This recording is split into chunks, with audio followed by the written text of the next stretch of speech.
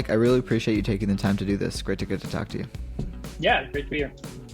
And talk about your university experience. What did you take away from that, and how was that in general? I mean, it's interesting. It's certainly relevant for what Top Hat does, which is there's certain things that are the same, now as they were 50 years ago or 100 years ago in terms of the students and what they focus on, what they really get out of the university. But certain things have changed. 20 years ago, 30 years ago, the students going into university were going into it with very different expectations. And there was a much smaller percentage of people going to university. And so there was just a different caliber of people. It was much less broadly available. And so the standards to get in were frankly a lot higher. And there was the experience that students had in terms of learning and teaching themselves things outside of the context of an educational environment. There was congruity there. In other words, if you wanted to learn something, you talked to somebody, you read a book. That's the way those are your only alternatives. Right. Today, like yourself or myself or anybody else, if you want to learn something, the first thing you do is you probably look up a YouTube video, you check out some blogs, you Google your way around, whatever.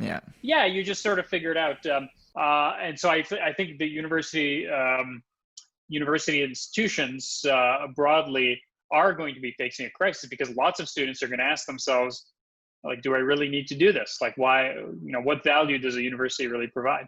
I look at COVID as an accelerant. I always thought education should and was going to be disrupted, and it just seems like it's going to happen a lot faster now. Right. Now that there's this virus sweeping the world. But when you're looking to hire people, are you looking for a credential for a university?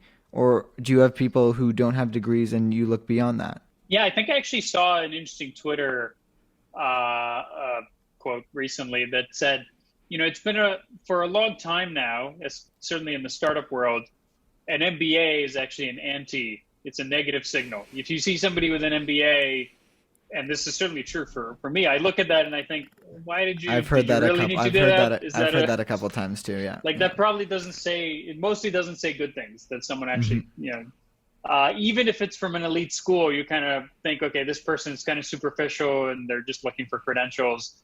Right. And they just spent a ton of money on something that fundamentally doesn't. So the question is then, well, is that going to happen to the university degree? I think we're definitely not there yet. That we're not there at that point. But certainly, within engineering or sales, I guess when you skim a person's LinkedIn profile or resume, okay, did they go to a university? But I don't even know if I would notice if they didn't happen to have a degree. Well, the reason I'm interested in this is I don't actually have a strong perspective on this. I think there's definitely reasons to go, but I also don't think the narrative that everyone should be chasing a university degree. I just think that's a waste of time and a lot of money. I strongly agree with that. Here's my perspective on universities. There's certainly a role that they play that actually adds value. In particular, if you want to be a researcher, like if you actually want to be a scientist or whatever, you actually want to do research. Pretty good way. Yeah. Like universities are a good avenue to go down that path. The naive view of universities is they make people more employable. They give them these skills that they then can use to be more productive in their life. And that in turn makes our society wealthier. And I believe, like a number of other people, that the causality there is actually reversed.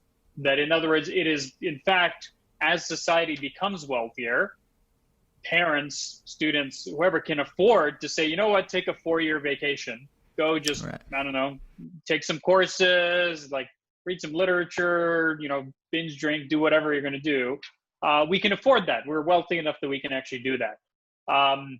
So in other words, it is really a life experience that universities deliver. And in that sense, they're more like resorts than educational institutions. I hope that in the coming years, there are going to be more employers that are looking beyond a credential and are really looking. And I think many are certainly the premium employers that you want to work for. Like whether you're an engineer or salesperson or an accountant or whatever, a lot of the premium employers are like that.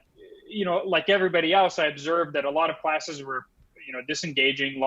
Attendance rates would hover in the 30%, 40% range throughout the semester. And that seemed like a waste, right? These professors were putting all this effort into creating engaging courses. Students were buying these $200 textbooks.